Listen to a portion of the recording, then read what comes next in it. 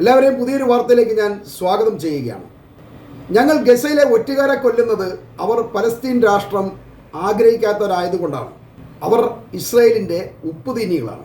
ജനിച്ച മണ്ണിനോട് കൂറില്ലാത്ത ഇവിടുത്തെ മനുഷ്യരെ കൊല്ലാൻ ശത്രുക്കൾക്ക് കൂട്ടുനിൽക്കുന്ന ഇവർക്ക് മരണമെന്നത് വെറും ചെറിയൊരു ശിക്ഷ മാത്രമാണ്.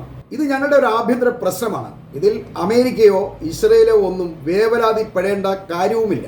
ഇക്കാര്യം പറയുന്നത് ഹമാസിന്റെ പൊളിറ്റിക്കൽ ബ്യൂറോ അംഗം മുഹമ്മദ് നെസലാണ്. ഗസയിൽ 10,000-കണക്കിന് ആളുകളെ കൊന്നൊടുക്കിയ ഇസ്രയേൽ ഇവിടെ 10-40 ഒറ്റുകാരെ കൊന്നൊടുക്കിയതിൽ രോഷം കൊള്ളുന്നത് പരിഹാസ്യമാണ് എന്നാണ് ഈ നെസൽ പറയുന്നത്. പലസ്തീൻ ജനത ഒരു സ്വതന്ത്ര രാഷ്ട്രമാണ് ആഗ്രഹിക്കുന്നത്. അതിന് എതിരായി പ്രവർത്തിക്കുന്നവർ ഞങ്ങളുടെ ശത്രുക്കളാണ്. അതുകൊണ്ട് അവരെ ഞങ്ങൾ നശിപ്പിക്കുക ചെയ്യും എന്നാണ് ഈ നെസൽ തുടർന്ന് പറയുന്നത്. വെസ്റ്റ് ബാങ്ക്, ഗാസ, ജെറുസലേം എന്നിവിടങ്ങൾ ഉൾക്കൊള്ളിച്ചുകൊണ്ട് ഒരു സ്വതന്ത്ര പലസ്തീൻ രാഷ്ട്രം സ്ഥാപിക്കുന്നതിന് ഇസ്രായേലുമായി ഒരു ദീർഘകാല വെടിവെപ്പിന് ഞങ്ങൾ തയ്യാറാണെന്നാണ് ഹമാസ് അറിയിക്കുന്നത്. അങ്ങനെ സംഭവിക്കില്ല എന്ന് ഇസ്രായേൽ കരുതുന്നുണ്ടെങ്കിൽ ഇസ്രായേലിനെ നശിപ്പിക്കാൻ ഞങ്ങൾ ശ്രമിച്ചുകൊണ്ടേയിരിക്കും എന്ന് ഇവർ വ്യക്തമാക്കുന്നു. ഗാസയുടെ കാര്യം പലസ്തീനികൾക്കും ഗാസക്കാർക്കും വിടുക. അതിൽ വിദേശികളാരും ഇടപെടേണ്ടതില്ല. ഞങ്ങളിവിടെ ഭരിക്കുകയോ ഭരിക്കാതിരിക്കുകയോ ചെയ്യട്ടെ, അതിന് ഇസ്രായേലിന് എന്ത് കാര്യം എന്നാണ് ഇവർ ചോദിക്കുന്നത്. ഇസ്രായേലും അമേരിക്കയും ഗാസയിലെ ജനങ്ങളെ വഞ്ചിക്കുന്നു എന്ന ആരോപണമാണ് ഹമാസ് ഉന്നയിക്കുന്നത്. അവരുടെ തന്ത്രപരത എല്ലാവർക്കും മനസ്സിലാവുന്നതാണ്. ഹമാസ് ഒരിക്കലും യുദ്ധത്തിൽ പിന്നോട്ട് പോവില്ല. ഞങ്ങൾക്ക് ആയുധവും ആളുകളുമുണ്ട്. എത്ര കാലം വേണമെങ്കിലും യുദ്ധം ചെയ്യാനുള്ള ഒരു മനസ്സുമുണ്ട്. യുദ്ധം അവസാനിപ്പിക്കേണ്ടത് ഇസ്രായേലിന്റെ ആവശ്യമാണെങ്കിൽ അവർ അതിനുവേണ്ടിയാണ് ശ്രമിക്കേണ്ടത്, അല്ലാതെ ഗസയുമായി യുദ്ധം ചെയ്യുന്നതിലേക്കല്ല.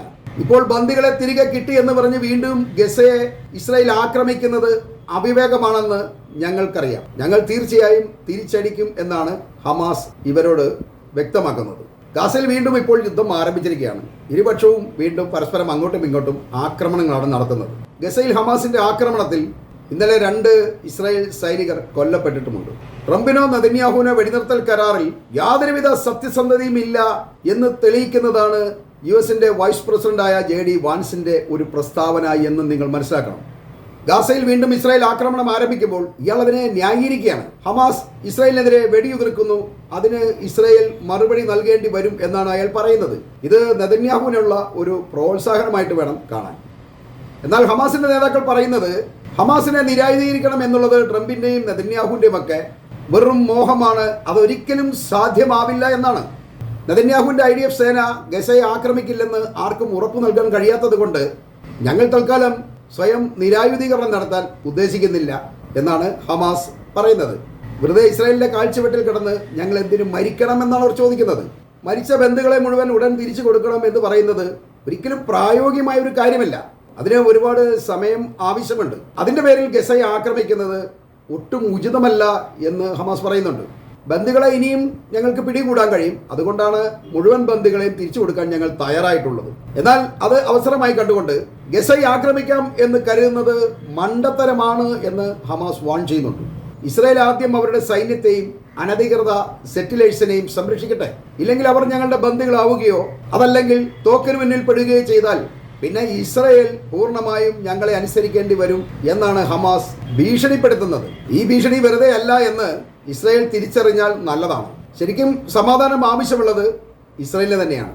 അവർക്കാണ് രാജ്യം പുരോഗമിക്കേണ്ടതും ജനങ്ങൾ നല്ല രീതിയിൽ ജീവിക്കണം എന്ന് ആഗ്രഹിക്കുന്നതൊക്കെ. ഹമാസിനെ സംബന്ധിച്ച് അവർക്ക് സ്വാതന്ത്ര്യം കിട്ടാത്തിടത്തോളം അവർ അതിനുവേണ്ടി പോരാട്ടം നടത്താൻ വേണ്ടി മനസ്സിനെ സജ്ജമാക്കിയിട്ടുള്ളവരാണ്. അതുകൊണ്ട് അവർ പോരാട്ടം തുടർന്നുകൊണ്ടേയിരിക്കും. എന്നാൽ ഇസ്രായേലിനെ സംബന്ധിച്ച് അങ്ങനെയല്ല. അവർ വളരെ സേഫാണ് എന്നാണ് അവരുടെ ജനങ്ങൾക്ക് സന്ദേശം കൊടുക്കുന്നത്. പക്ഷേ അതിപ്പോൾ അവർക്ക് പാലിക്കാൻ കഴിയുന്നില്ല. ഇസ്രായേലിന് മേൽ നിരന്തരമായ ആക്രമണങ്ങൾ നാനാഭാഗത്തു നിന്നും വന്നുകൊണ്ടിരിക്കുകയാണ്. ഇങ്ങനെയുള്ള രാജ്യം എങ്ങനെയാണ് സുരക്ഷിതമാകുന്നത്? ജനങ്ങൾ അവിടെ നിന്ന് രാജ്യം വിടുകയാണ്, പൗരത്വം പോലും ഉപേക്ഷിക്കുകയാണ്. അപ്പം അങ്ങനെയുള്ള ഒരു രാജ്യത്ത് അവർക്ക് സുരക്ഷ ആവശ്യമുണ്ട് എന്നുണ്ടെങ്കിൽ അവർ സ്വയം മുന്നോട്ട് വന്ന് യുദ്ധം അവസാനിപ്പിച്ച് സമാധാനത്തോടെ കഴിയുകയാണ് വേണ്ടത്. അതിനു പകരം ഓരോരോ കാരണങ്ങൾ പറഞ്ഞ് വീണ്ടും ഈ ഗസയെ ആക്രമിച്ചു കഴിഞ്ഞാൽ ഈ യുദ്ധം ഇങ്ങനെ തുടർന്നുകൊണ്ടേയിരിക്കും. ആർക്കും അതുകൊണ്ട് യാതൊരു പ്രയോജനവും ഉണ്ടാവില്ല. ഗസക്കാരുടെ മുന്നിൽ ഇസ്രായേലിന് ഒരു വിജയം നേടി എന്ന് പറഞ്ഞിട്ട് വലിയ ഗുണമൊന്നും അവർക്ക് ഉണ്ടാകുന്നില്ല. കാരണം ഗസ അത്ര വലിയ രാഷ്ട്രമൊന്നുമല്ല, ആയുധങ്ങളില്ല, അവർക്ക് വിമാനങ്ങളില്ല, സൈന്യമില്ല, ഒന്നുമില്ല. കേവലം ഹമാസ് എന്നൊരു സംഘടനയുടെ ബലത്തിലാണ് ഗസ ഇത്രയും നാളും യുദ്ധം ചെയ്തുകൊണ്ടിരുന്നത്. ആ ഹമാസ് ഒരല്പം പിന്നോട്ട് വലിഞ്ഞു കഴിഞ്ഞാൽ ഗസക്കാർക്ക് സ്വാതന്ത്ര്യം എന്നുള്ളത് ഒരു സ്വപ്നമായിരിക്കും. അത് ഗസയിലുള്ളവർക്ക് തിരിച്ചറിയാവുന്നതുകൊണ്ടാണ് അവർ ഹമാസിനൊപ്പം ഉറച്ചു നിൽക്കുന്നത്. അത് തിരിച്ചറിയാത്തവർ ഇസ്രയേലിനൊപ്പം കൂടിക്കൊണ്ട് അവരുടെ നിസ്സാരമായ തുച്ഛമായ പണം കൈപ്പറ്റി താൽക്കാലിക ജീവിതം പച്ചപിടിപ്പിക്കുകയാണ് ചെയ്യുന്നത്. പക്ഷേ അവർക്ക് ഒരിക്കലും മുന്നോട്ട് പോകാൻ കഴിയുന്നില്ല. അവരെ കിട്ടിക്കഴിഞ്ഞാൽ ഹമാസ് അപ്പം തന്നെ വെടിവെച്ച് കൊല്ലുകയും ചെയ്യുന്നുണ്ട്. പലസ്തീൻ എന്തെങ്കിലും സ്വാതന്ത്ര്യം പ്രാപിച്ചു കഴിഞ്ഞാൽ ഈ ഒറ്റുകാരുടെ എല്ലാം പേര് ഉയർന്നു വരും. അവർക്കോ അവരുടെ കുടുംബങ്ങൾക്കോ ഒരിക്കലും സമൂഹത്തിൽ യാതൊരുവിധ വിലയും ഉണ്ടാവില്ല എന്ന കാര്യവും ഉറപ്പ് തന്നെയാണ്. ഇവരുടെയൊക്കെ പിൻതലമുറ പിന്നീട് പറയും, കാരണം നിൻ്റെ അപ്പൂപ്പൻ പണ്ട് ഈ രാജ്യത്തെ ഒറ്റുകൊടുത്ത ജൂതന്മാർക്കൊപ്പം നിന്നവരാണ്, അതുകൊണ്ട് നിനക്കൊന്നും ഇവിടെ യാതൊരുവിധ സ്ഥാനവുമില്ല എന്ന് പിൻതലമുറയെ ജനം കല്ലെറിഞ്ഞ് ഓടിക്കുക വരെ ചെയ്യും. അത് ഇപ്പോൾ ഈ കുറ്റം ചെയ്യുന്നവർ മനസ്സിലാക്കുന്നില്ല. ഹമാസിനെ ഒരിക്കലും നശിപ്പിക്കാനാവില്ല എന്നാണ് ഗസയിലെ സാധാരണക്കാരിയായ ഹൈബ ഷെരീഫ് എന്നൊരു സ്ത്രീ പറയുന്നത്. കാരണം ഹമാസ് എന്നത് ഒരു സംഘടനയല്ല, അത് ഓരോ ഗസക്കാരുടെയും മനസ്സാണ് എന്നാണ് അവർ തുറന്നു പറയുന്നത്. ഞങ്ങൾ കൊല്ലപ്പെടുമ്പോൾ വെസ്റ്റ് ബാങ്കും ജെറുസലേമും ഒക്കെ വെറുതെ കൈയും കെട്ടി നോക്കി നിൽക്കുകയാണ്. ഞങ്ങൾ പട്ടിണി കിടന്ന് ഇവിടെ മരിക്കുമ്പോൾ ഈ പലസ്തീനിൻ്റെ തന്നെ മറ്റൊരു ഭാഗത്തുള്ളവർ വയറ് നിറച്ച് ഭക്ഷണം കഴിച്ച് വിശ്രമിക്കുകയാണ്. അവർ തണുപ്പിലും മഴയിലും മൂടിപ്പുതച്ചുറങ്ങുമ്പോൾ ഞങ്ങൾ ബോംബിൻ്റെ തീയിലും ചൂടിലും പൊള്ളിക്കരിയുകയാണ് എന്നാണ് ഈ സ്ത്രീ പറയുന്നത്. ഇങ്ങനെയൊക്കെ സംഭവിച്ചിട്ടും അവരും കൂടി ഉൾപ്പെട്ട ഒരു പലസ്തീൻ രാഷ്ട്രത്തിന് വേണ്ടിയാണ് ഞങ്ങൾ പോരാടുന്നതും മരിക്കുന്നതും. ആര് വേണമെങ്കിലും പലസ്തീൻ ഭരിച്ചോട്ടെ എന്നാണ് ഈ സ്ത്രീയുടെ അഭിപ്രായം. എന്നാലും ഞങ്ങൾ ജൂത പിശാചുകളുടെ കാൽച്ചുവട്ടിൽ കിടക്കാൻ തയ്യാറല്ല എന്ന് ഇവർ ഉറച്ച് വ്യക്തമാക്കുന്നുണ്ട്. ഇത്തരം നിശ്ചയദാർഢ്യമാണ് ഗസയിലെ ഓരോ മനുഷ്യരുടെ ഉള്ളിലും ഉള്ളത് എന്ന് നമ്മൾ മനസ്സിലാക്കണം. ഇവർ സ്വന്തം കുട്ടികളുടെ ഉള്ളിൽ ജ്വലിപ്പിക്കുന്ന ഈ തീയെയാണ് ജൂത സൈനിസ്റ്റ് ഭീകരർ ഭയക്കുന്നത് എന്നോർക്കണം. ആ തീയിൽ ഇസ്രായേൽ എന്ന രാജ്യം വെന്തു കരിയും എന്നും ജൂതർക്കറിയാം. അതാണ് ഗസയിലെ കുട്ടികളെ കൊല്ലാൻ വേണ്ടി അവർ കൂടുതൽ ഉത്സാഹം കാണിക്കുന്നത്. എന്നാൽ അത് വെറുമൊരു വിഫല ശ്രമമാണ് എന്നാണ് ഇതുവരെ മനസ്സിലായിട്ടുള്ളത്. ഗർഭാശയങ്ങൾക്ക് ശേഷിയുള്ളിടത്തോളം കാലം പലസ്തീനിലും ഗസയിലും കുട്ടികൾ പിറക്കും. പകരം ഭയന്ന് വരണ്ട ജൂത ഗർഭാശയങ്ങളിൽ കുട്ടികൾ പിറക്കാൻ മടിച്ചു നിൽക്കും. അവർ ഭൂമിയിലെ പിശാചുക്കളാണെന്ന് അവർക്കറിയാം. അതുകൊണ്ടാണ് അവർ പിറക്കാൻ മടിക്കുന്നത് എന്നാണ് പലസ്തീനിലെ ഒരു കവിയായ മർവാൻ മഖൂലിന്റെ വരികൾ. ഈ വരികൾ വളരെയധികം ശരിയാണ്. കാരണം മരണം ധീരർക്കുള്ളതാണ്. അത് നേടാൻ നല്ല മനഃശക്തി ഉള്ളവർക്ക് മാത്രമേ കഴിയൂ. അങ്ങനെ ഇല്ലാത്തവർ ബന്ദികളായിട്ട് ഗസയിലെ ഇരുട്ടിലും തകർന്ന കെട്ടിടങ്ങൾക്കിടയിലും നിലവിളിച്ച് വീണ്ടെടുക്കാൻ കഴിയാത്ത വിധം ചീഞ്ഞളിഞ്ഞ മൃതശരീരങ്ങളായിട്ട് മരിച്ചു കിടക്കും എന്നോർക്കണം. ഈ മൃതശരീരങ്ങൾക്ക് വേണ്ടി ഇസ്രായേൽ വീണ്ടും ഗസയിൽ ആക്രമണം നടത്തുമ്പോൾ ജൂതർ സ്വയം മരണം ഇരന്നു വാങ്ങുന്ന ഒരു പ്രവൃത്തി മാത്രമാണ് ചെയ്യുന്നത്.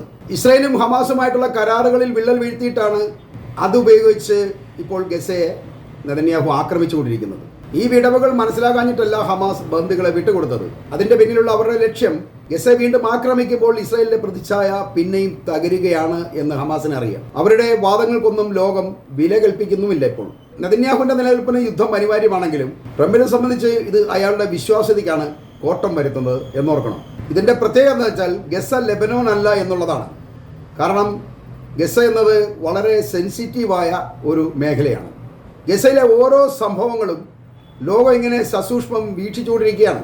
അതിൻ്റെ ഓരോ ന്യായാന്യായങ്ങളും വിലയിരുത്താൻ വേണ്ടി ലക്ഷക്കണക്കിന് ആൾക്കാരാണ് ഇന്ന് പുറത്തുള്ളത്. ഇസ്രായേലിൻ്റെ പരാജയത്തിൻ്റെ ജാള്യത ഗസ വീണ്ടും ആക്രമിച്ചാൽ തീരുന്നതല്ല എന്നുള്ളതാണ് വാസ്തവം. അത് ഇസ്രായേലും ഹമാസുമായിട്ടുള്ള വീണ്ടും ഒരു യുദ്ധത്തുടക്കത്തിന് മാത്രമേ കാരണമാകുന്നുള്ളൂ. നമുക്ക് മറ്റൊരു വീഡിയോയുമായി വീണ്ടും കാണാവുന്നതാണ്.